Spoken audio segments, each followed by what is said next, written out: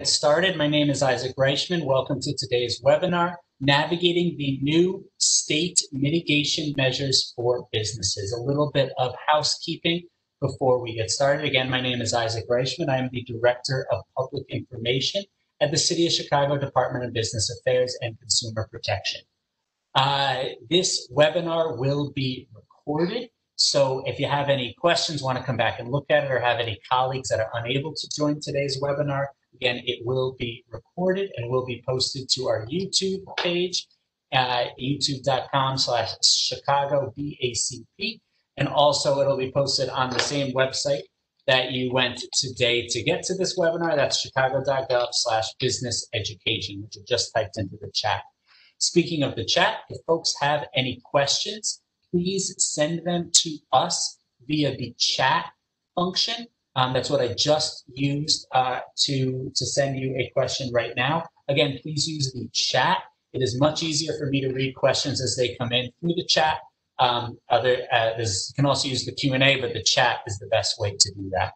I'm going to do my best to answer all of these questions over the course of the webinar. We'll definitely have time at the end, and I'll also answer questions as we go through. However, I may not be able to answer every question. As you know, these new regulations that are in effect are coming to us from the state of Illinois. So there may be some questions that I do not know the answer to, that I may need to check with some of my colleagues here at the city, or check with with our equivalents over at the state of Illinois. So if I do not get to every question, please send those questions via email to bacpoutreach@cityofchicago.org. You'll see that email address on the bottom of every page over the course of this webinar. I also just typed it into the chat as well. So again, use the chat for questions. If I don't get to your questions, please send me an email, bacpoutreach@cityofchicago.org. You can also use that email, honestly, for any sort of business-related questions you have, business licensing, things like that, and we'll work to get you answers as soon as possible.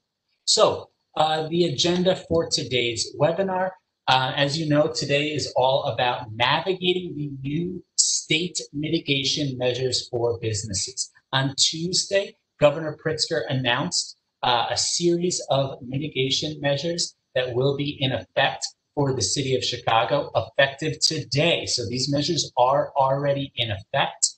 Additionally, the city of Chicago has also tweaked some of its own regulations in order to align with the states. So I'll be reviewing those as well. So a bit of the agenda. I'm going to start, as I always start these webinars, with the latest update on the health metrics to show you where we are today compared to where we were a week ago, and so on. And then I'm going to talk about the new state mitigation measures, and also, as I said, an update on City of Chicago regulations. And then finally, I'm going to go through some important frequently asked questions that people often ask. So first, as I know there's a lot of different conversations going on today around the specifics about these new mitigation measures, I want to make sure to lead with this context. Regardless of everything else that is going on, the cases and the hospitalizations for COVID-19 are really on the alarming rise in the city of Chicago. Diagnosed new cases per day, you can find all this at chi.gov/COVID-. 841 new cases per day. That's updated. That was updated with today's metric. Just 1 week ago, when I did another webinar, we were at 645 cases per day. That's an increase of 30% in just 1 week. And 2 weeks ago, we were at 418 cases. Our cases per day have more than doubled in just 2 weeks, from 400, which was very alarming, to over 800 today. And as you can see on this slide, it doesn't look like it's letting up. The peak that we're going through right now is very, very similar to that peak we saw back starting in March and into April, before we were able to flatten that curve back in May. So cases are going up. Not only are cases going up at the same rate, we are very, very close to the peak number of cases. And it's not just because we are testing more. While, yes, we are testing more, the increase in testing does not fully explain the increase in cases because our positivity rate is also going up. And additionally, hospitalizations are on the rise. Luckily, we haven't yet seen the increase in deaths due to COVID-19, but according to our health experts, that's usually about a 3 or 4 week lagging indicator that we won't actually see increases until after we start seeing the cases and hospitalizations rise. So we are certainly, we've already had over 3,000 people in our city die from COVID, and that number continues, or we expect to see that number rise soon because our cases and hospitalizations are rising. So this is all kind of the lead-in, and I'm sure you all know the data and are aware. So because of this rise in metrics, new measures were triggered from the state of Illinois. Again, these are measures that came into effect today from the state of Illinois. And these were triggered because of 2 reasons. There was a sustained increase in 1, our positivity rate, and 2, our COVID-related hospitalizations. So because those 2 numbers rose for 7 out of 10 days, there was an automatic trigger, and this led to these mitigation measures, which I will be explaining in detail in just a little bit, led to these going up. So right now, we are at 8.2% positivity, according to the Illinois Department of Public Health resurgence criteria, and we are at 49 hospital admissions. As you can see, these were screenshotted directly from their website today. We've had 8 out of the last 10 days we've had positivity increases, and 8 out of the last 10 days we've had hospital admission increases. So again, before I get fully into the metrics, I want to talk more about the health. So the state has laid out 3 metrics that the city has to meet for these restrictions to be relaxed. They're very clear so that we know what we as a city are aiming for. Right now, as I said, the positivity rate is at 8.2%. That needs to drop less than or equal to 6.5% over a 3-day period.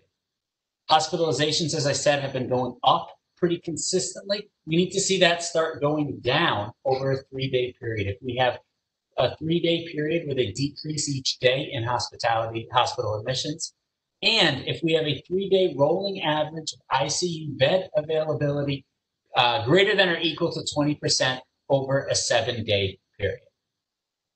So this is all to kind of tell you where this is coming from. Again, I am a representative of the city of Chicago, but this is something that has been imposed from the state. These are mitigation measures in place from the state. So what I'm going to talk about throughout this presentation is a mixture of state and city regulations. I know it's confusing. I know there's a lot of different parts, which is why we want to make sure to have this webinar. So there are new mitigation measures in effect from the state. There's a whole series of these that you can find on their website, but I want to really provide an overview of the 3 most important from the city of Chicago's perspective, and then I'm going to talk about all of these in detail.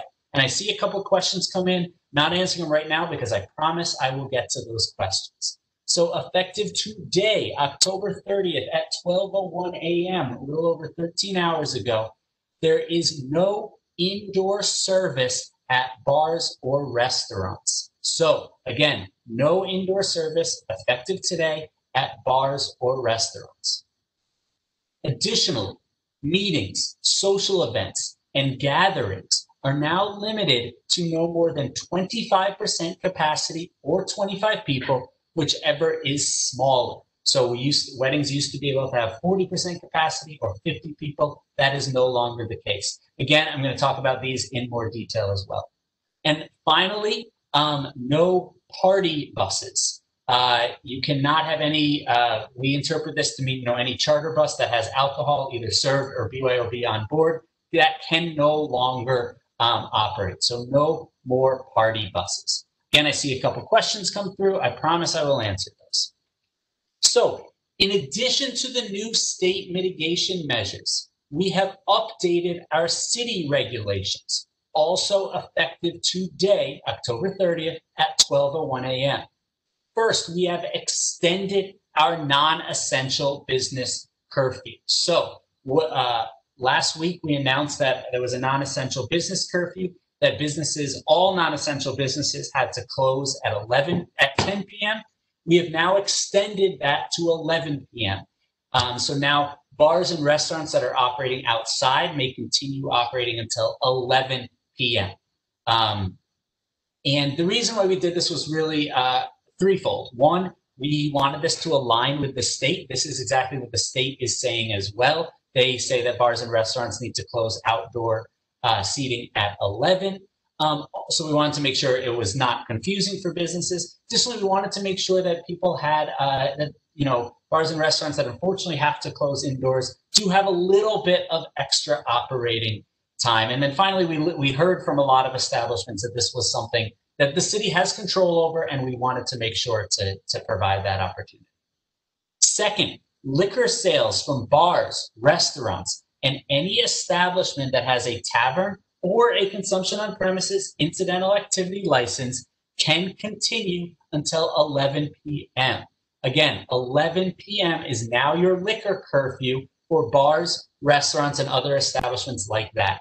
There is no longer an earlier liquor curfew. You can serve up until 11. It is up to you, the establishment, to determine exactly when last call is. But you need to have folks off the premises by 11. So you can, again, there isn't a formal when last call needs to be, but you need to have people off the premises by 11. Finally, and this is something that is staying in effect, just want to remind people, liquor sales from liquor stores, grocery stores, and other establishments that have a packaged goods license must end at 9 p.m. Okay. So, want to talk a little bit more now about bars and restaurants. Indoor service at bars and restaurants must cease. However, outdoor service is still allowed. Sidewalk cafes, outdoor patios, expanded outdoor dining areas, rooftops, retractable roofs, and also indoor spaces that are within 8 feet of a wall where at least 50% of that wall can be removed via the opening of windows, doors, or panels. So this is really hearkening back to phase 3, when bars and restaurants could not operate indoors. You were allowed to have windows open, provided that those windows opened up at least 50% of the wall and that tables are within 8 feet of those openings. That can still operate. Additionally, and it's not up here, but tents are allowed outside. Fully enclosed tents, however, those are considered indoor spaces. So you cannot have a fully enclosed tent and say that that is now allowed to operate.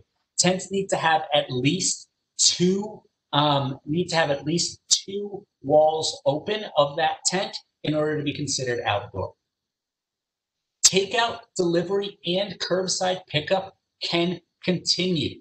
For food, this is considered essential and can continue at all hours. There's no limit on when takeout, delivery, or curbside may occur. You can do that again at all hours, takeout, delivery, or curbside.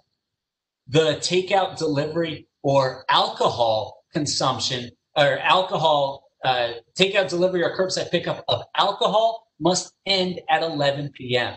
This means for delivery that delivery must be completed by 11 p.m.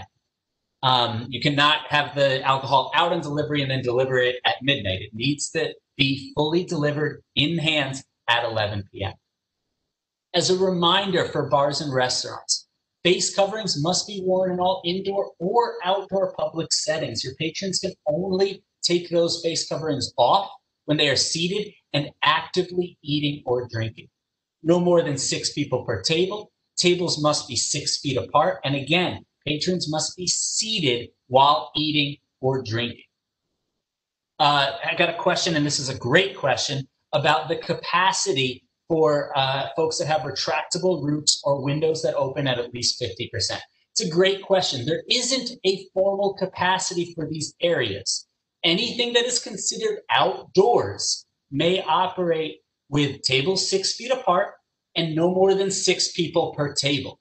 There's no formal capacity other than Tables must be 6 feet apart and no more than 6 people per table. So whatever that adds up to is what your capacity is. And that's the case for anything that we're considering outdoors, which includes rooms with retractable roofs. Obviously, the retractable roof needs to be fully retracted. You can't say that you have a retractable roof and therefore you can operate outside. You need to obviously have that roof open. And same with indoor spaces that are within 50%, that are within 8 feet of a wall that is 50% open. There's no formal capacity limit, but no more than 6 people per table, and tables must be 6 feet apart.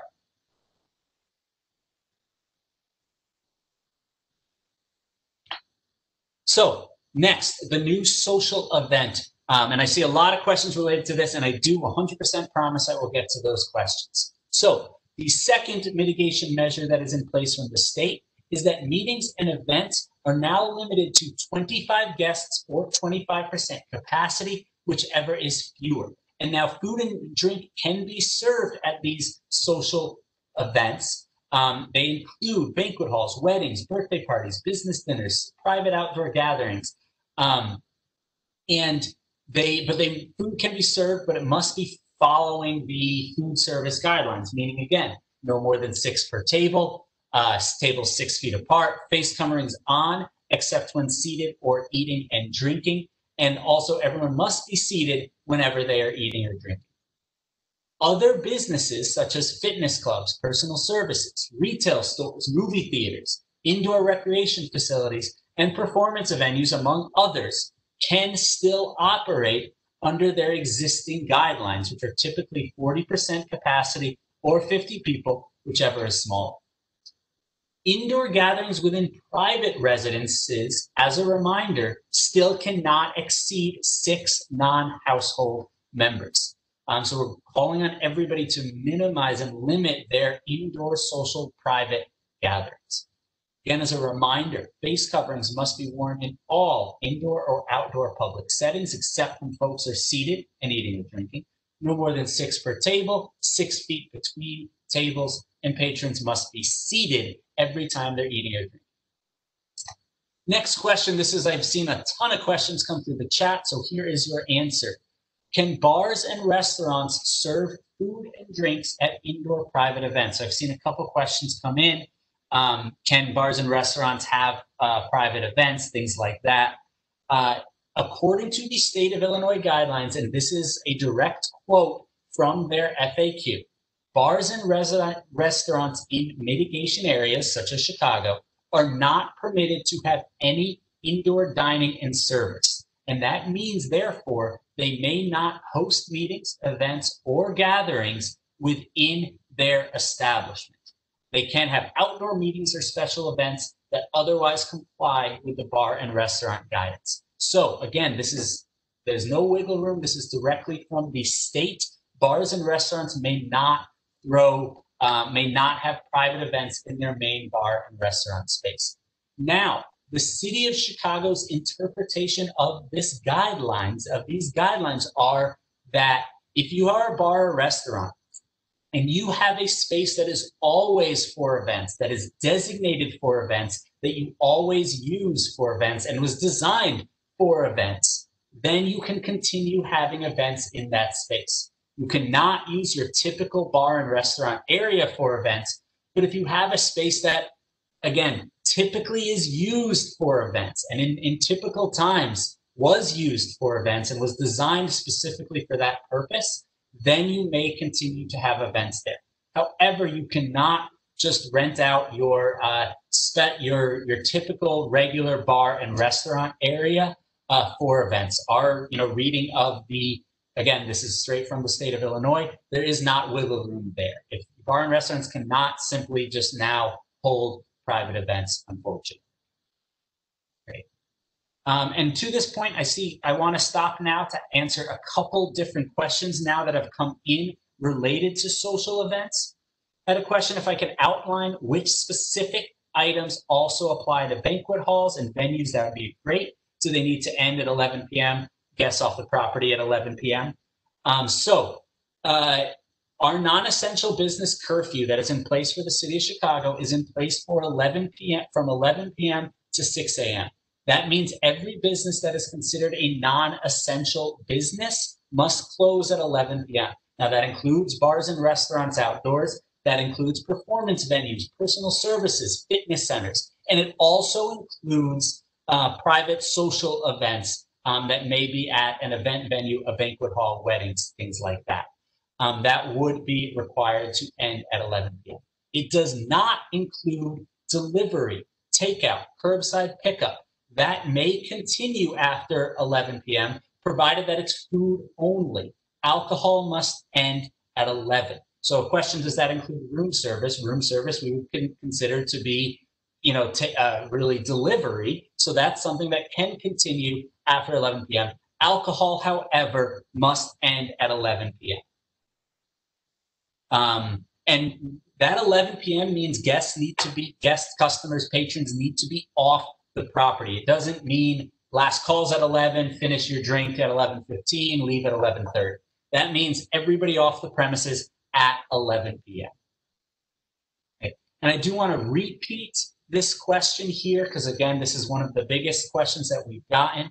Can bars or restaurants serve food and drinks at indoor private events? No. According to the state of Illinois, again, which is quoted directly here, bars or restaurants cannot host meetings, events, or gatherings within their establishment. Again, the city of Chicago interpretation of what that means is if you are a bar or restaurant or any venue that has a dedicated meeting space, venue space, event space that was designated, dedicated, designed, and used for events, that may continue. Again, if it was made to be an event space and is always used as an event space, that may continue. But you cannot just use your regular bar and restaurant. And in those social events, they're limited to 25% capacity or 25 people, whichever is smaller. Again, private events limited to 25% capacity or 25 people, whichever is smaller. And if food or drink is being served, everybody must be seated while they're eating or drinking at tables with no more than 6 people that are 6 feet apart. Okay. So a question here, can a private club with meeting space serve food and beverage in that meeting space? And if you have a private meeting space that is designated as a meeting space, you can have food or drink there, limited to 25% capacity or 25 people, following the rest of those guidelines as well. I think I've answered most of those questions related to this. I'm going to move on to the next FAQ. Again, this is something directly from the state of Illinois. Do these mitigation measures that restrict indoor dining and service at restaurants and bars apply to movie theaters, bowling alleys, and food courts? So again, the stuff in italics is a direct quote from the state of Illinois guidelines. Indoor concessions at places like movie theaters, bowling alleys, places that aren't bars or restaurants but do serve food, they may still continue to operate delivery, takeaway services, just like bars and restaurants can.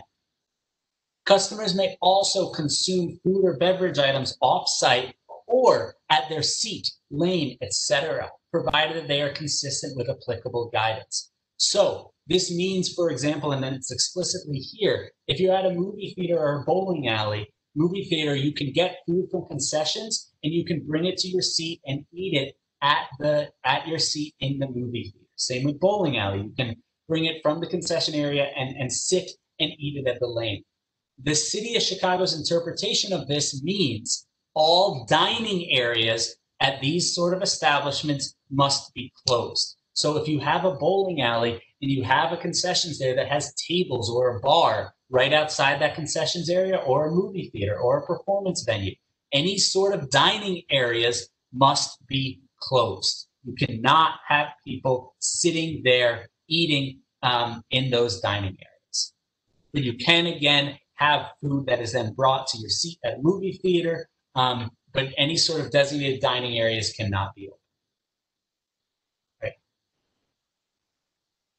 I'm going to now open it up. I have a couple other business updates I want to provide, but I want to open it up now for a couple additional questions if folks have additional questions related to these new mitigation measures. Question here, this is a great question. Thank you for asking. I probably should have included it. Restaurants that have built igloos or cabins on the sidewalk, is that considered, or the rooftop, etc., is that considered indoor?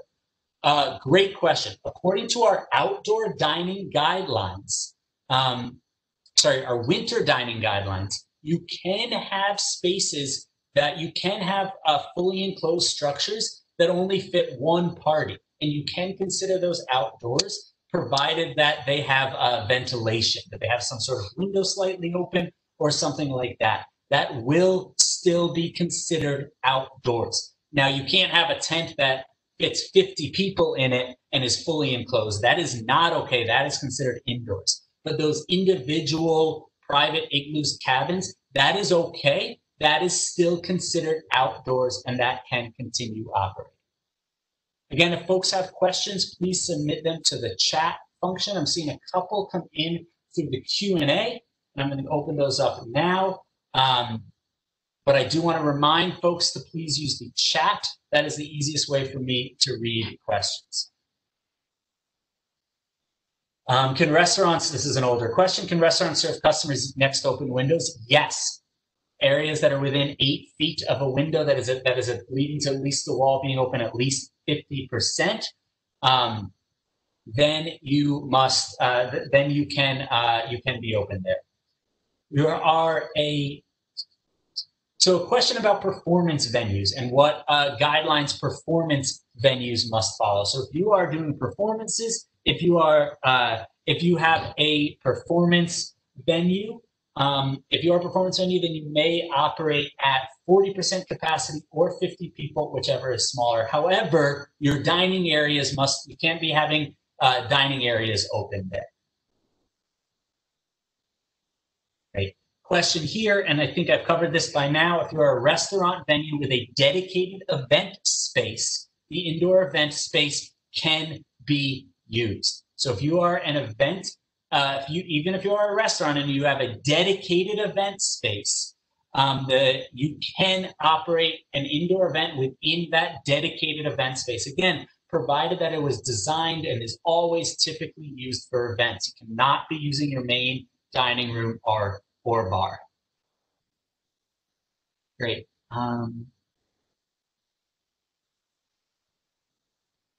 So I got a question, what qualifies a performance venue? It really comes down to you as a business determining what is the main thing you are doing. If you are a restaurant that happens to have a band playing one night a week, we would not consider that a performance venue. If you are a establishment that is operating performances specifically, and that is why you are operating, then we would consider you a performance venue. If you have a specific question on what you exactly would fall into, that's the kind of thing I'd ask if you could just send those via email. Give me all the details you have, BACP outreach, and we'll work to get you those answers, because there obviously is a little bit gray area there, and we'll help you out. Okay. Got a question, what department can we reach out to about the Chicago Small Business Resiliency Fund? So that's not our department, that's run by the Department of Finance. However, please send us an email. We'll follow up and get you connected with the right folks there. Again, BACP outreach at cityofchicago.org. Okay. Wanted to provide quickly some additional business updates for businesses. And before I get into this, I do just really want to say, actually, let me pause for this question that just came in, and I want to remind everybody for this. Got a question, what is the capacity for dining at restaurants with patio windows? So if you have anything that is considered outdoor space, which includes places that are fully outdoors, like patios, sidewalk cafes, expanded outdoor dining areas into the street or parking lot, or rooftops, retractable roofs, or tables that are within 8 feet of a wall that is open, that is all considered outdoors. There is no formal capacity limit for outdoor space. Rather, your requirement is no more than 6 people per table and 6 feet between tables. So there isn't a full capacity limit for outside space. However, you need to have no more than 6 people per table and 6 feet between tables. So whatever that adds up to, that is your capacity.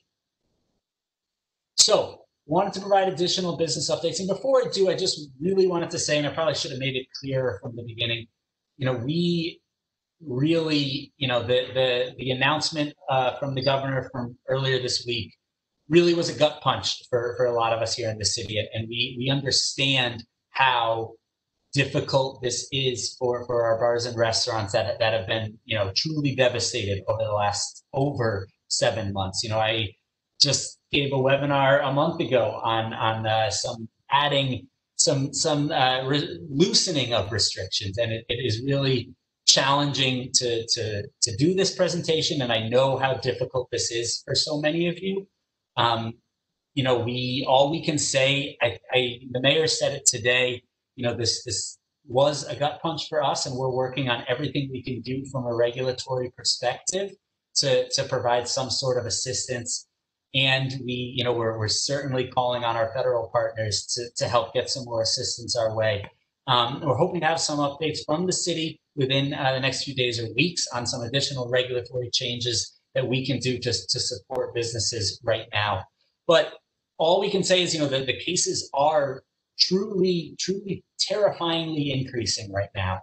I know I can see that, I'm seeing more and more people that are impacted by this. And the best way that we can, talked about at the beginning, what we'll need to do from the state's perspective to get these lifted. So the best thing we can do is follow this and really make the changes in our own personal lives and with our friends to double down on what works, so we can flatten this curve and we can get back below 6.5%, and that we can lift some of these restrictions. That's really the best thing that we can do. So other business updates. There is pending legislation that will extend all licenses that expire between March 15th of this year and December 31st of this year. Those licenses can renew without paying a late fee until January 30th. And this is a typo. I am so sorry. That should say January 30th, 2021. Let me very quickly fix that. Sorry about that. That should say they will not have to pay a late fee until January 30th, 2021. Now, this legislation has not actually passed and become law, but it did pass out of committee last week. And the next city council meeting will be on November 16th, and we expect it to pass then. Therefore, we will not be enforcing anybody whose license was set to expire between March 15th and December 30th, 1st of this year. Will not be enforcing any late fees, any licensing requirements for those folks. So folks that have renewal fees that were supposed to be due today or tomorrow will now expect those to be extended until January 30th. Again, this has not passed city council yet, but we do expect that it will on November 16th. Second, I want to make sure to do my part to remind everybody of funding that is available, applications that are available today. The Illinois Business Interruption Grants, illinois.gov/DCEO. I've been told that if you applied and received a grant during the first round of the Business Interruption Grants, the big program, you can apply again for the second round. Second, DoorDash is having grants out for businesses that are looking for support operating outside. DoorDash.helloalice.com.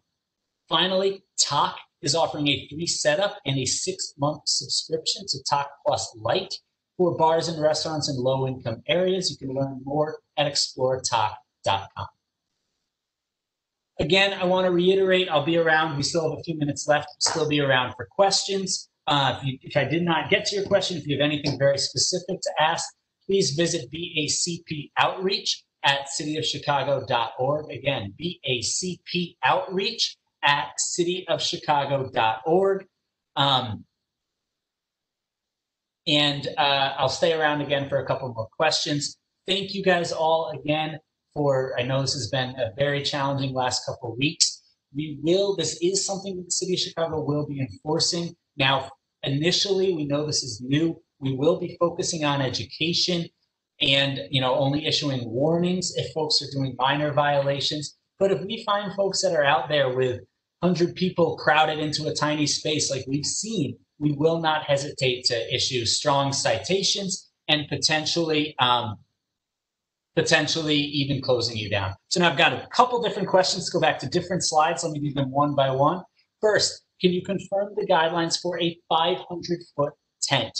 So tents that are, and I hope I don't misspeak. Yes, I actually have it right in front of me. Give me 1 second. Tents that are up to 400 square feet do not need to get a permit. Tents from 1 to 400 square feet do not need to get a permit.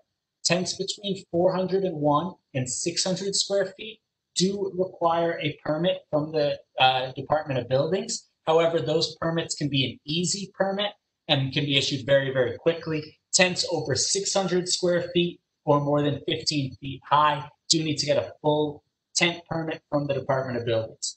Now, the Department of Buildings has changed and here, thank you. I'm going to actually send the tent guidance around to everybody so that they can click that link. The tent guidance, the Department of Buildings, any tent permit that is issued will last for 180 days, not the typical 60 days. I got a request to repeat the DoorDash grant info. DoorDash is offering grants to restaurants looking to get some money to operate outside. DoorDash.helloalice.com. Next, I got a question to return back to the outdoor, to what is considered outdoor. Right, so what is considered outdoor? Sidewalk cafes, outdoor patios, expanded outdoor dining, rooftops, retractable roofs, and indoor spaces where 50% or more of a wall can be removed via the opening of a window, door, or panel with tables that are 8 feet from those openings. I had a question if we had printed materials on whether a restaurant with dedicated meeting space, they are able to have meeting and serve food. So if you send us an email at BACP Outreach, I can get you something in writing related to that. Next, will sidewalk cafe permits be extended beyond December? Great question. Sidewalk cafe permits are actually already extended beyond December. Sidewalk cafe permits are automatically issued to last until the end of February. So if you have a sidewalk cafe, it doesn't expire until February 28th of 2021. Now, if you have an expanded outdoor dining permit, we're going to be working with establishments that want to continue operating in order to get their expanded outdoor dining permit extended. Right. I see a couple questions come in, or I've answered them, but there have been a couple questions related to outdoor dining and what are the rules specifically for winter dining, how about tents and heating structures and things like that. We did have a webinar fully and specifically on this just a couple weeks ago. So if you send us, you can find a recording of that webinar on our YouTube page at youtube.com/ChicagoBACP. You can also find it at our website at chicago.gov/businesseducation. We have a flyer specifically for everything you need to know about winter dining that can be found at chicago.gov/winterdining. So again, today's webinar was not specifically on the winter dining regulations, but we have had one specifically on that. And if we're starting to get more and more questions, we will do that webinar again. Great, again, I'll be around for the next couple of minutes. I want to thank you all for your ongoing dedication. I know that it's been incredibly challenging and confusing last couple of weeks, but I want to thank you all for your continued dedication to this. And by working together, hopefully, again, we can flatten the curve. And the quicker we do that, the quicker we can reopen. So thank you all for joining today and really appreciate your help with this. Thank you.